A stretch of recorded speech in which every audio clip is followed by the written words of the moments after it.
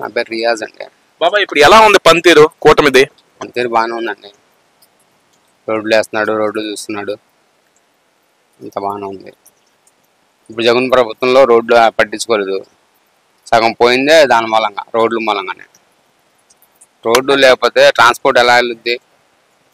అంటే బాబాయ్ గతంలో చూసుకుంటే వైఎస్ జగన్మోహన్ రెడ్డి గారు అధికారంలో ఉన్నప్పుడు ఏం చేశారంటావు? ఏం చేసి ఆడవాళ్ళకి డబ్బులు ఇచ్చాడు, ఆడవాళ్ళకి ఎంతసేపు ఆడవాళ్ళకి పెట్టాడు డబ్బంతా. జగన్మోహన్ రెడ్డి గారు సన్నాసులకు మందు తీసుకొచ్చి మందు తాగిచ్చాడు జనాలకి. అంటే మందు విషయంలో వచ్చి మరి చంద్రబాబు నాయుడు గారు తగ్గిస్తా అన్నాడు కదా, తగ్గించాడుగా.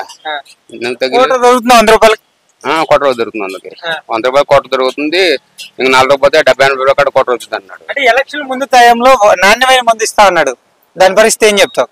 ఇస్తున్నాడుగా, నాణ్యమైన మందు వదిలాడు. ఇప్పుడు అంతా అన్ని బ్రాండ్లు వదిలాడుగా.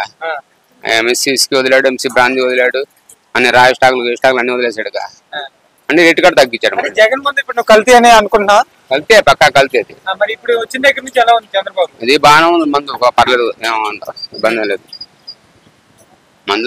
మందులో సగం పోయాడు, రోడ్లు సగం పోయాడు, ఆడవాళ్ళు దెంగ పెట్టి డబ్బంతా అక్కడ సగం పోయాడు. ఎంతసేపు ఆడవాళ్ళకి ఆ పథకాలు ఈ పథకాలు అంటాడు, కానీ రోడ్లు బాగా చేయాలి, ట్రాన్స్పోర్ట్ ఇది చూడాలని ఉండాలిగా. నా కారు ఉండేది, కారు పడతాయన్నాడు, సంవత్సరం 10,000 ఒక్కసారి పడ్డాయి. ఎక్కిన కొత్తలో ఒకసారి ఇచ్చాడు అంతే. మళ్ళీ 3 సార్లు పెట్టా, 4 సార్లు పెట్టి 4 సార్లు రాలేదు, పోయినాయి. అంటే బాబు గతంలో చూసుకుంటే జగన్మోహన్ రెడ్డి పేద ప్రజలకు న్యాయం చేశా అంటున్నాడు కదా. అంటారు, ఎవరు అంటారు? ఇప్పుడు చంద్రబాబు నాయుడు అంటాడు, పవన్ కళ్యాణ్ అంటాడు, అందరూ అంటాడు. మరి ఇప్పుడు ఎవరు న్యాయం చేశారంట? ఎవరు న్యాయం చేస్తారు? చంద్రబాబు నాయుడు బెటర్ అనిపిస్తుంది. జగన్ కన్నా చంద్రబాబు బెటర్. ఎందుకంటావు? ఎందుకంటే ఆయన చేసేది కరెక్ట్ లేదండి. రోడ్లు లేదు, పట్టించుకోలేదు ఎవరికి. ఏం చేశాడు? రోడ్లు ఇన్సూరెన్స్ డబ్బులు పడతాయన్నాడు, సంవత్సరం 10,000 అయ్యి రాలేదు. నేను 3 సార్లు పెట్టాను. మళ్ళీ దానికోసం ఖాతాలు మొత్తం జిరాక్స్లు తీసుకొని, కాపీలు తీసుకొని నానా వాటిలు కూడా వచ్చింది. మళ్ళీ ఆ రోజు కారు ఆపుకొని ఇప్పుడు ఆడ మూలంగా 4 రోజుల జిరాక్స్లకి 200, 150 రూపాయలు దంగ పెట్టాం, కాపీలు జిరాక్స్లకి. అంటే వాలంటీర్ వ్యవస్థ మీకు పనిచేయలేదా? ఏం చేశారు వాళ్ళు? వాలంటీర్కి ఫోన్ చేస్తేనే పడతా అని చెప్పాగా, ఫోన్లు చేస్తామంటే అంది. అది మళ్ళీ ఏం చేస్తాం, ఆడామా?